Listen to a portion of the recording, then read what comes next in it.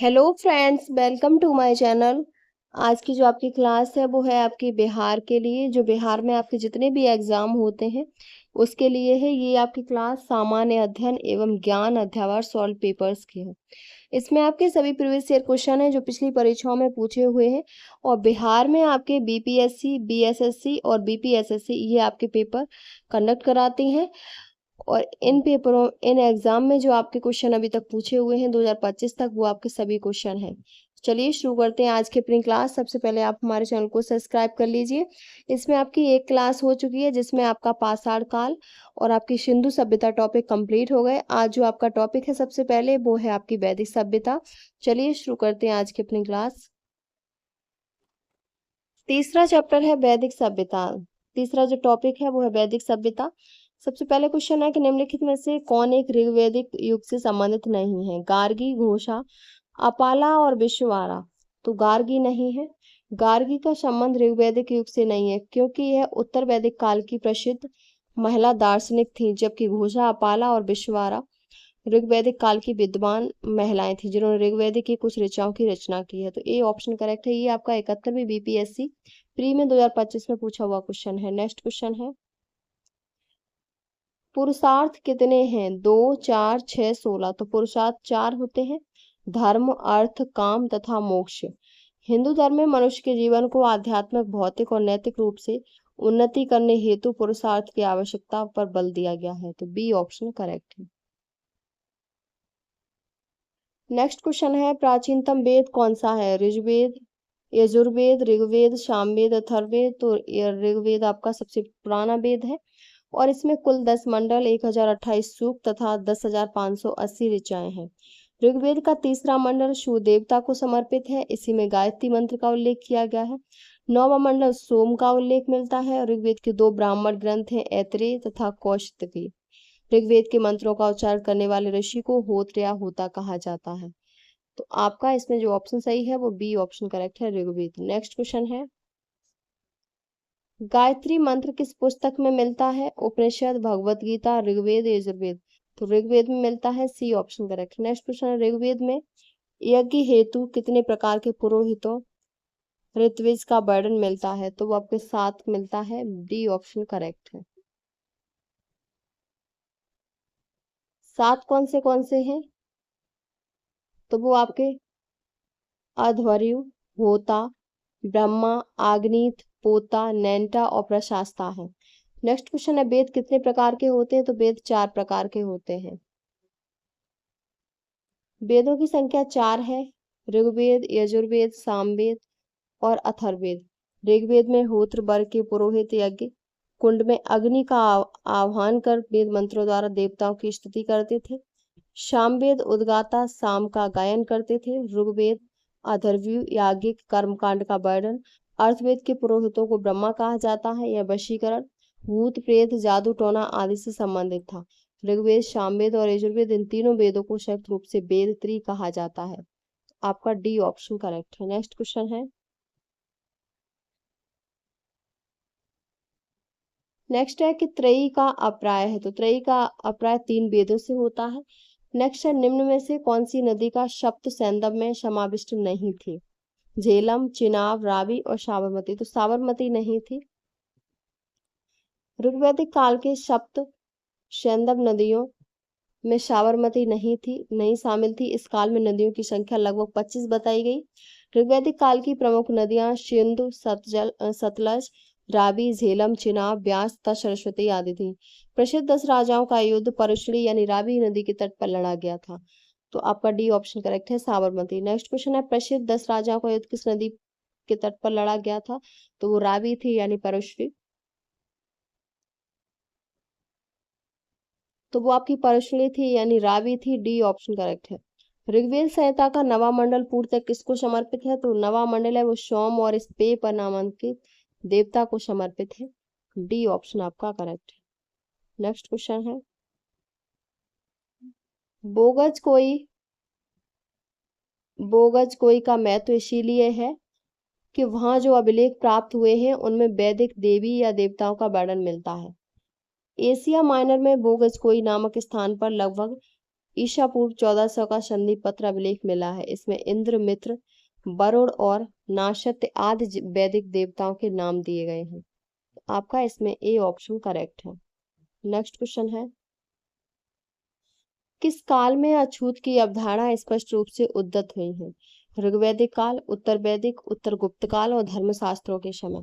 तो धर्मशास्त्रों के समय उद्धत हुई हैं। धर्मशास्त्रों के समय 4 वर्ण ब्राह्मण, क्षत्रिय, वैश्य एवं शूद्र के अतिरिक्त समाज में अन्य अनेक जातियां यथा अम्बष्ट, उग्र, निषाद, मागध, वैदेहक, रत्कार आदि का आविर्भाव अनुलोम या प्रतिलोम विवाहों के फलस्वरूप हो गया। पाणिनि ने 2 प्रकार के शूद्रों का उल्लेख किया, निर्वसित एवं अनिर्वसित। इनमें पहले के शूद्र ही अप्रश्य अस्पृश्य माने जाते थे। तो आपका D option correct. Next question है, निम्नलिखित एक वेद धार्मिक अनुष्ठान से संबंधित है? ऋग्वेद, सामवेद, यजुर्वेद, अथर्ववेद। तो वो यजुर्वेद है। यजुर्वेद एक कर्मकांडी वेद है इसमें विविध यज्ञों से संबंधित अनुष्ठान विधियों का उल्लेख है। यह गद्य व पद दोनों में रचित है। यह 40 अध्यायों में विभाजित है, जिसमें केवल 75 स्वतंत्र मंत्र हैं। इसके पुरोहित को अथर्ववीय कहा जाता है। आपका सी ऑप्शन करेक्ट है।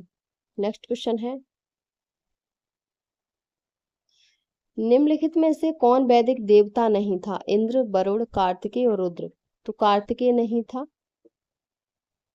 भारतीय ग्रंथ वेदों में वर्ण देवताओं को वैदिक देवता कहते हैं। इन देवताओं का मुख्य रूप से वर्णन हुआ अग्नि, इंद्र, सोम, मित्र, वरुण, सूर्य, अश्विन, ईश्वर, धावा पृथ्वी, रुद्र, संपत्ति, बृहस्पति आदि आते हैं। देखो पुराणों में दिव्य व्यक्तियों और प्राणियों का उल्लेख किया गया है। तो सी ऑप्शन आपका करेक्ट है। नेक्स्ट क्वेश्चन है, महापुराणों की संख्या कितनी मानी जाती है? तो 18 मानी जाती है। डी ऑप्शन करेक्ट है। महापुराणों की कुल संख्या 18 है। 18 पुराणों में अलग अलग देवी देवताओं को केंद्र मानकर पाप और पुण्य, धर्म और अधर्म, कर्म और अकर्म की गाथाएं कही गई हैं। कुछ पुराणों में सृष्टि के आरंभ से अंत तक का विवरण किया गया। इनमें हिंदू देवी देवताओं का और पौराणिक मिथकों का बहुत अच्छा वर्णन है। तो डी ऑप्शन करेक्ट है। नेक्स्ट क्वेश्चन है, प्रारंभिक वैदिक काल के दौरान 2 विद्वान सभाएं क्या थीं? ये आपका क्वेश्चन 2025 में पूछा हुआ है बिहार पुलिस कांस्टेबल में। समिति, सभा, समिति और सभा, न तो एक न ही दो। तो प्रारंभिक वैदिक काल के दौरान 2 प्रमुख विधान सभाएं सभा और समिति थी। सभा बुजुर्ग या कुलीनों का एक छोटा समूह था जो राजा और सलाह एवं मार्गदर्शन देता था, जबकि समिति एक बड़ी सभा थी जो आम जनता की थी और इसमें जनता के मुद्दों पर विचार विमर्श होता था। तो आपका सी ऑप्शन करेक्ट है। नेक्स्ट क्वेश्चन है, योग दर्शन के संस्थापक कौन थे? कपिल, पतंजलि, जैमिनी और उलूक कनाड। तो पतंजलि थे। योग दर्शन के प्रेरता महर्षि पतंजलि हैं, जिन्होंने योग सूत्र नामक ग्रंथ की रचना की। पतंजलि ने शरीर, इंद्रिय तथा मन पर नियंत्रण स्थापित करके पूर्णता प्राप्त करने के लिए किए गए आध्यात्मिक प्रयास को योग बताया। वर्तमान में यूएनओ द्वारा 21 जून अंतर्राष्ट्रीय योग दिवस घोषित किया गया। तो बी ऑप्शन करेक्ट है। नेक्स्ट क्वेश्चन है, प्राचीनतम वेद कौन सा है? यजुर्वेद, ऋग्वेद, सामवेद, अथर्ववेद। तो वो ऋग्वेद है। ऋचाओं के क्रमबद्ध ज्ञान के संग्रह को ऋग्वेद कहते हैं। इसमें 10 मंडल, 1028 सूक्त तथा 10,552 ऋचाएं हैं। इस वेद से आर्य की राजनीतिक प्रणाली, इतिहास एवं ईश्वर की महिमा के बारे में जानकारी मिलती है। तो बी ऑप्शन करेक्ट है। नेक्स्ट क्वेश्चन है, कौन सा वेद धार्मिक अनुष्ठानों की पद्धतियों का उल्लेख करता है? तो वो आपका यजुर्वेद है। सी ऑप्शन करेक्ट है। नेक्स्ट क्वेश्चन है, निम्न में से कौन सा ग्रंथ वैदिक साहित्य का हिस्सा नहीं है? तो वेदांग नहीं है। वेदांग साहित्य वैदिक साहित्य का हिस्सा नहीं है। वेदों को सही ढंग से समझने के लिए वेदांगों की रचना हुई। इनकी कुल संख्या 6 है, जिनके नाम शिक्षा, कल्प, व्याकरण, निरुक्त, छंद तथा ज्योतिष है। तो डी ऑप्शन करेक्ट है। नेक्स्ट क्वेश्चन है, निम्न में से कौन सा मिलान सही है? पहला है कल्प,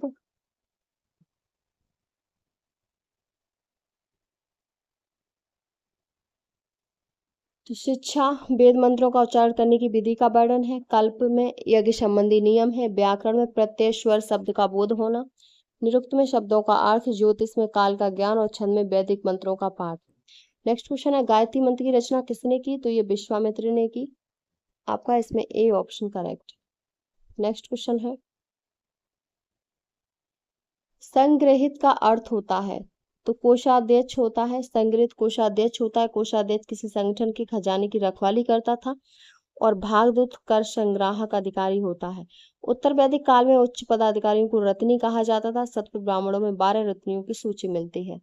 ए ऑप्शन आपका करेक्ट है। नेक्स्ट क्वेश्चन है, प्राचीन भारत में पालागल क्या था? तो संदेश वाहक पालागल था। संदेश वाहक को पालागल कहते थे। पालागल का उल्लेख शतपथ ब्राह्मण में मिलता है। नेक्स्ट क्वेश्चन है, यज्ञ की देखरेख कौन करता था? तो ये ब्रह्मा करता था। आपका बी ऑप्शन करेक्ट है। 10वें मंडल में यज्ञ करने वाले ऋत्विजों के 4 वर्ग बताए गए। पहला है उद्गाता, जो सामवेद की ऋचाओं का गान करने वाला। अथर्वयु यजुर्वेद का पाठ करने वाला। होता ऋग्वेद का पाठ करने वाला तथा अग्निकुंड में आहुति देने वाला। और ब्रह्मा यज्ञ की देखरेख करने वाला। नेक्स्ट क्वेश्चन है, निम्नलिखित को सुमेलित कीजिए। सबसे पहले एक तरफ है आश्रम और दूसरी तरफ है आयु, कितने वर्ष में? तो सबसे पहले है ब्रह्मचर्य। ये आपका ब्रह्मचर्य आपका जन्म से 25 वर्ष तक। गृहस्थ आपका 25 से 50 वर्ष तक। और आपका वानप्रस्थ 50 से 75 वर्ष। और संन्यास आपका 75 से 100 वर्ष। तो ऑप्शन आपका D option correct. Next question है, शतमेव जयते यहाँ से लिया गया। तो शतमेव जयते मुंडको उपनिषद से लिया गया है। और इसका अर्थ होता है सत्य की सदैव विजय होती है। स्वतंत्रता के बाद इसे 26 जनवरी 1950 को भारत के राष्ट्रीय आदर्श वाक्य के रूप में अपनाया गया था। तो बी ऑप्शन आपका करेक्ट है। नेक्स्ट क्वेश्चन है, मान्यता अनुसार महाभारत की लड़ाई कुरुक्षेत्र में कितने दिनों तक लड़ी गई थी? ये जो लड़ी गई थी वो 18 दिन तक लड़ी गई थी। और कुरुक्षेत्र युद्ध कौरवों और पांडवों के मध्य हस्तिनापुर साम्राज्य की सिंहासन प्राप्ति के लिए लड़ा गया था। यह युद्ध 18 दिनों तक चला था। वर्तमान में कुरुक्षेत्र हरियाणा में स्थित है। तो इसी ऑप्शन करेक्ट है। नेक्स्ट क्वेश्चन है, किस पशु को ऋग्वेद में अघन्या कहा गया? तो ये गाय को कहा गया। यह सबसे पुराना वेद है। ऋग्वेद में गाय को अघन्या अर्थात न मारने योग्य कहा गया। इसे वेद में विभिन्न देवताओं की स्तुति में गाए जाने वाले मंत्रों का संग्रह है। इसमें 10 मंडल हैं। 10वां मंडल सबसे नवीन है। तो बी ऑप्शन करेक्ट है। नेक्स्ट क्वेश्चन है, निम्नलिखित 4 वेदों में से किस एक में जादुई माया और वशीकरण का वर्णन है? तो वो अथर्ववेद है। इसमें तंत्र मंत्र वशीकरण भूत प्रेत जादू टोना आदि के मंत्रों का वर्णन है। इसमें ऋग्वेद और सामवेद के भी मंत्र लिए गए हैं। ऋग्वेद की भाषा और स्वरूप के आधार पर ऐसा माना जाता है कि इस वेद की रचना सबसे बाद में हुई थी। अथर्ववेद की रचना अथर्वा तथा अंगिरस ऋषियों द्वारा की गई, इसीलिए इसे अथर्वाऋष वेद भी कहा जाता है। नेक्स्ट क्वेश्चन है, कौन कौन आयुर्वेद के जनक के रूप में जाना जाता है? तो वो आपका चरक है। महर्षि चरक को आयुर्वेद के जनक के रूप में जाना जाता है। इनके द्वारा रचित चरक संहिता एक प्रसिद्ध आयुर्वेद ग्रंथ है। इस ग्रंथ में रोगनाशक एवं रोग निरोधक आयुर्वेदिक दवाओं का उल्लेख है। चरक का संबंध कुषाण काल से था तथा ये बाल रोग चिकित्सा में सिद्ध हस्त थे। तो D option correct. Next question है, निम्न में वेदों का सही कालानुक्रम क्रम है। तो सबसे पहले है ऋग, फिर साम, यजुर और अथर्ववेद, यानी ऋग्वेद, सामवेद, यजुर्वेद और अथर्ववेद। तो आपका बी ऑप्शन करेक्ट है। नेक्स्ट क्वेश्चन है, उपनिषदों को वेदांत के रूप में भी जाना जाता है। उनकी संख्या कितनी है? तो उनकी संख्या 108 है। उपनिषद हिंदू धर्म के श्रुति धर्म ग्रंथ हैं। ये वेदों के अंतिम भाग हैं। इन्हें वेदांत के रूप में भी जाना जाता है। उपलब्ध उपनिषद ग्रंथों की कुल संख्या 108 है। प्रमुख उपनिषद ईश, कैन, कट, मांडुक्य, तैत्तिरीय आदि हैं। इसमें मुख्यतः आत्मा व ब्रह्मा का वर्णन है। सी ऑप्शन करेक्ट है। नेक्स्ट क्वेश्चन है, सर्व प्राचीन विधि ग्रंथ कौन है? तो वो मनुस्मृति है और जिसका रचना काल 200 ईसा पूर्व से 200 ईस्वी है। 2684 श्लोकों का यह ग्रंथ 12 अध्यायों में विभक्त है। तो ए ऑप्शन करेक्ट है। नेक्स्ट क्वेश्चन है, वैदिक काल में वर्ण व्यवस्था किसने प्रतिपादित की? तो ये मनु ने की। और मनु द्वारा रचित मनुस्मृति में समाज को 4 वर्णों में विभाजित किया गया, ब्राह्मण, क्षत्रिय, वैश्य और शूद्र। तो बी ऑप्शन करेक्ट है। नेक्स्ट क्वेश्चन है, पुराणों की संख्या है तो वो 18 है। और भारतीय ऐतिहासिक कथाओं का क्रमबद्ध विवरण पुराणों में मिलता है। पुराणों के रचयिता लोमहर्ष व उनके पुत्र उग्रश्रवा माने जाते हैं। पुराणों की कुल संख्या 18 है। तो आपका ए ऑप्शन करेक्ट है। नेक्स्ट क्वेश्चन है, ऋग्वेद में निम्नलिखित किस नदी का उल्लेख नहीं है? तो वो आपकी रावी का नहीं है। ऋग्वेद में रावी नदी का उल्लेख नहीं है। रावी नदी का प्राचीन नाम परशुरी था। ऋग्वेद में 25 नदियों का उल्लेख है, जिसमें गंगा उल्लेख सिर्फ एक बार तथा यमुना का 3 बार उल्लेख हुआ तथा सरस्वती नदी सबसे पवित्र रूप में नदी के रूप में जानी जाती थी। नेक्स्ट क्वेश्चन है, निम्न में से कौन सी घटना सबसे पहले घटी? उपनिषदों की रचना ये सबसे पहले हुई। सर्वप्रथम उपनिषदों की रचना हुई जिनकी कुल संख्या 108 है। उसके बाद अन्य दिए घटनाक्रम तथा उनका कालक्रम निम्नानुसार। सबसे पहले अर्थशास्त्र की रचना, तो 3वीं शताब्दी ईसा पूर्व में। बुद्ध की पारंपरिक निर्माण तिथि 483 बीसी में और अशोक का शासनकाल 273 बीसी से 236 बीसी। ये ऑप्शन करेक्ट है। अब है आपके महाजनपद। तो महाजनपद में सबसे पहले जो चौथा टॉपिक है महाजनपद काल, उसमें पहला क्वेश्चन है कि चतुर्थ बौद्ध संगति किसके शासन काल में हुई? तो चतुर्थ जो बौद्ध संगति थी वो कनिष्क के शासन काल में हुई। डी ऑप्शन करेक्ट है। चतुर्थ बौद्ध संगति कनिष्क के शासन काल में कश्मीर के कुंडल वन में आयोजित हुई। इसकी अध्यक्षता वसुमती ने की थी।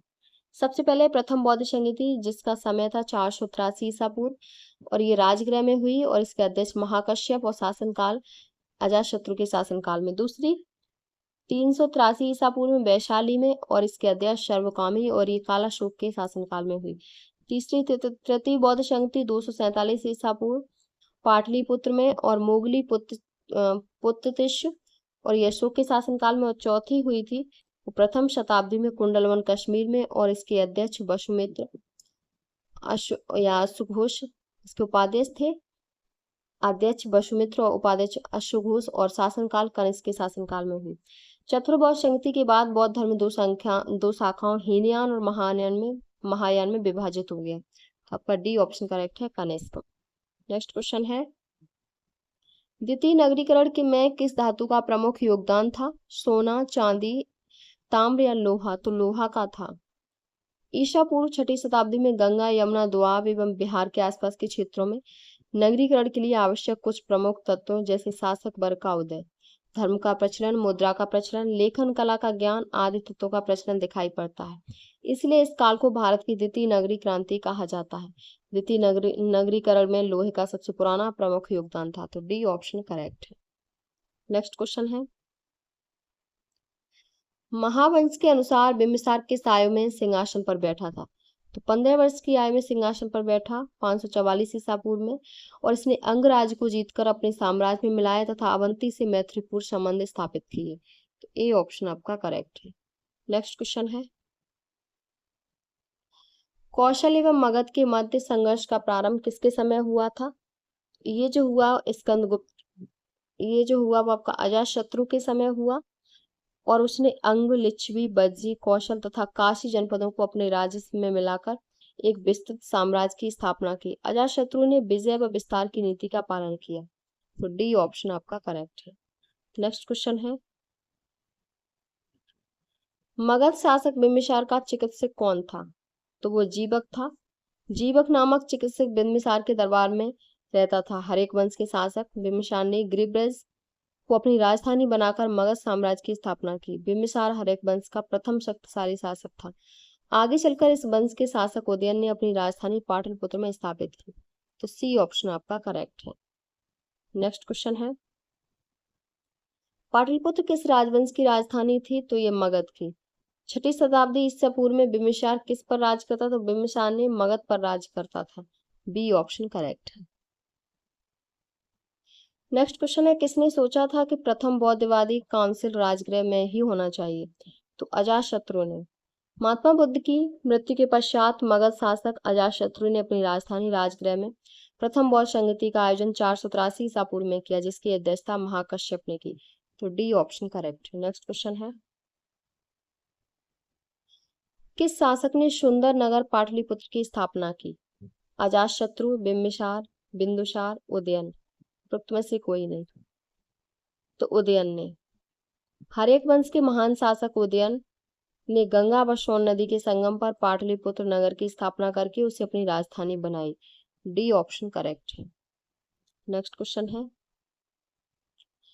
किस शासक ने अपनी राजधानी पाटलिपुत्र में स्थानांतरित की थी? तो वो उदयन ने की थी। सी ऑप्शन करेक्ट है। अगला क्वेश्चन है,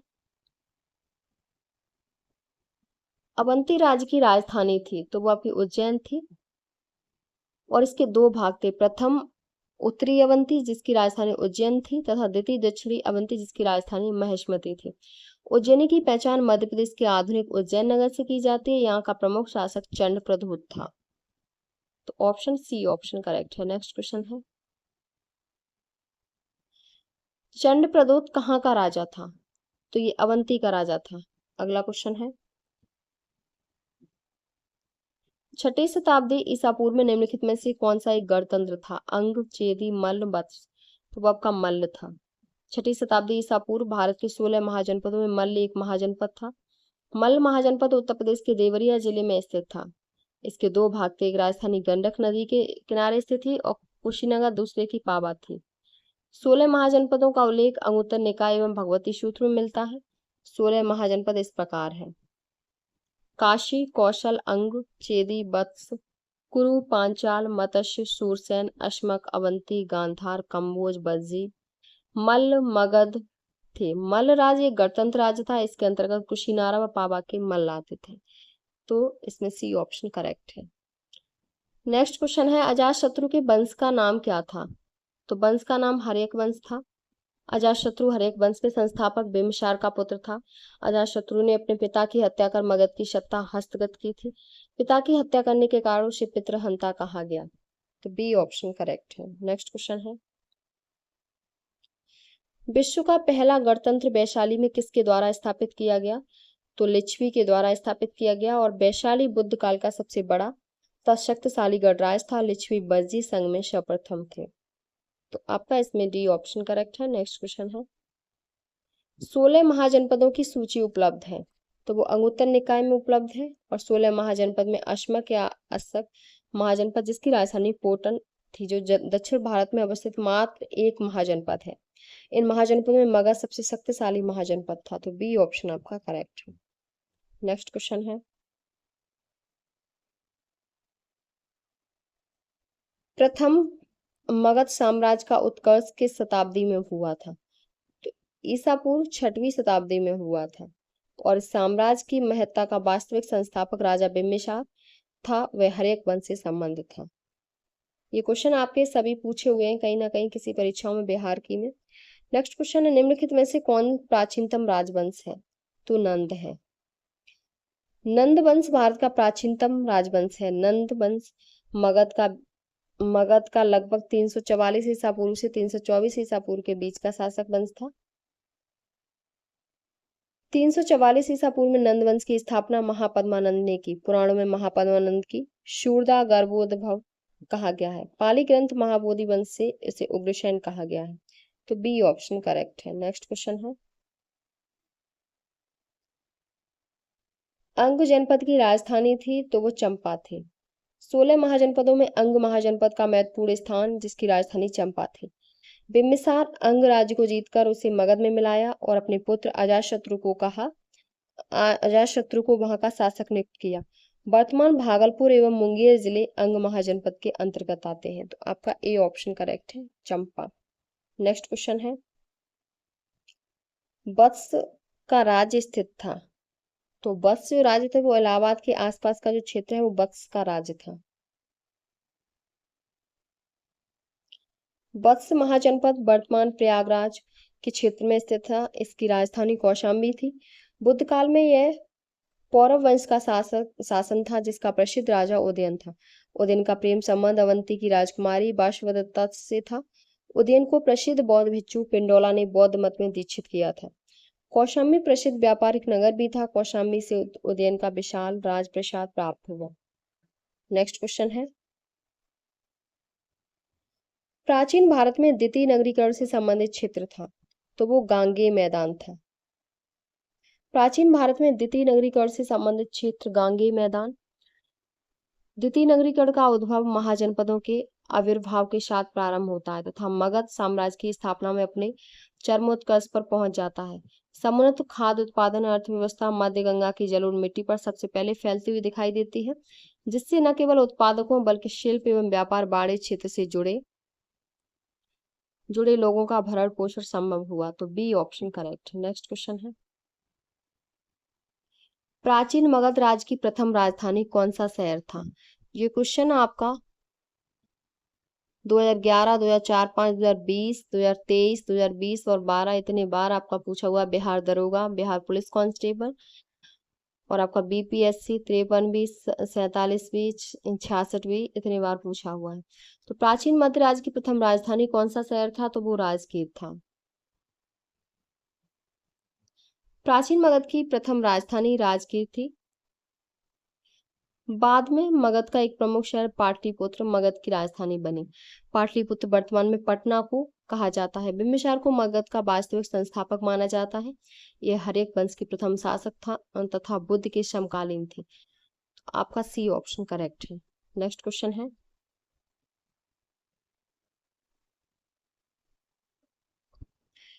कौशाम्बी किस महाजनपद की राजधानी थी? तो बत्स की राजधानी कौशाम्बी, काशी की वाराणसी, कौशल की श्रावस्ती, कुरु की इंद्रप्रस्थ, चेदी की शुक्तमती, मगध की राजगृह, मल्ल की कुशीनगर राजधानी थी। अगली है सूरसेन। सूरसेन की राजधानी सूरसेन की मथुरा थी और अंगी की चंपा थी। नेक्स्ट क्वेश्चन है, कौन सा जनपद छठी एवं चौथी शताब्दी ईसा पूर्व के मध्य सबसे शक्तिशाली महाजनपद बना? तो वो मगध बना। पुलिस अवर निरीक्षक एग्जाम 2022 में पूछा हुआ क्वेश्चन है ये। तो सबसे जो शक्तिशाली महाजनपद बना तो वो मगध बना। डी ऑप्शन करेक्ट है। नेक्स्ट क्वेश्चन है, निम्नलिखित में से मगध साम्राज्य का कौन सा शहर गंगा, सोन और गंडक के संगम पर बसा है? पाटलिपुत्र, वैशाली, मुजफ्फरपुर, गया। तो पाटलिपुत्र। छठी शताब्दी ईसा पूर्व में उत्तर भारत के 16 महाजनपदों में से प्रमुख व सर्वाधिक शक्तिशाली रहे मगध साम्राज्य की राजधानी पाटलिपुत्र, जो वर्तमान में पटना शहर, 3 प्रमुख नदियां गंगा, सोन तथा गंडक के संगम पर बसी है।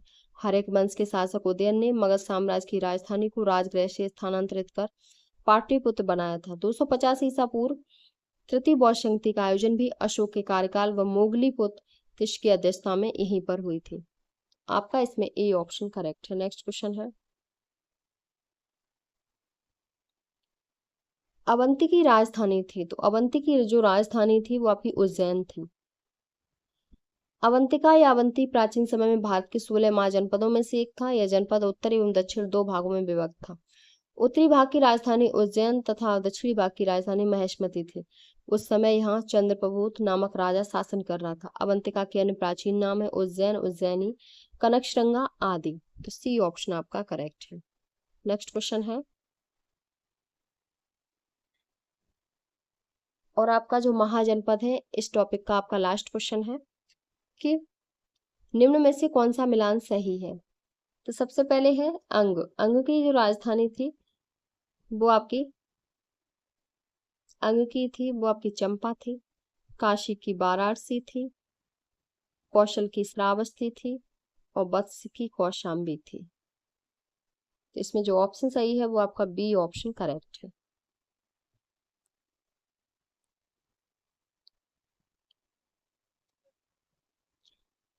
एक तरफ है राजधानी और दूसरी तरफ है महाजनपद। तो अंग की राजधानी चंपा, मगध की ग्रीव्रज या राजगृह, मल्ल की कुशावती या कुशीनारा, काशी की वाराणसी, कौशल की श्रावस्ती, पांचाल की अयछत्र व कामपिल, कुरु की इंद्रप्रस्थ, बज्जी की विदेय या मिथिला या वैशाली, मत्स्य की विराटनगर, वत्स की कौशाम्बी, सूरसेन की मथुरा थी।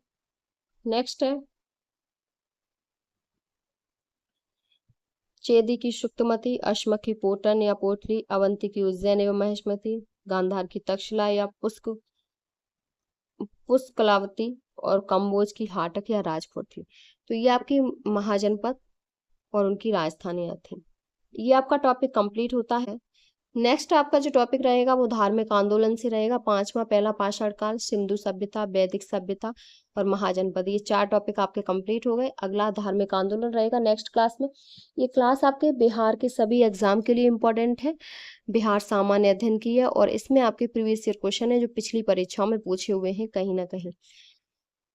और भी अदर एग्जाम से संबंधित हमारे चैनल पर क्लासेस चल रही हैं, आप चैनल को सब्सक्राइब करके वहां से देख सकते हैं। तो अगर आपको हमारी वीडियो पसंद आई हो तो प्लीज़ चैनल को like, subscribe, share and comment करें।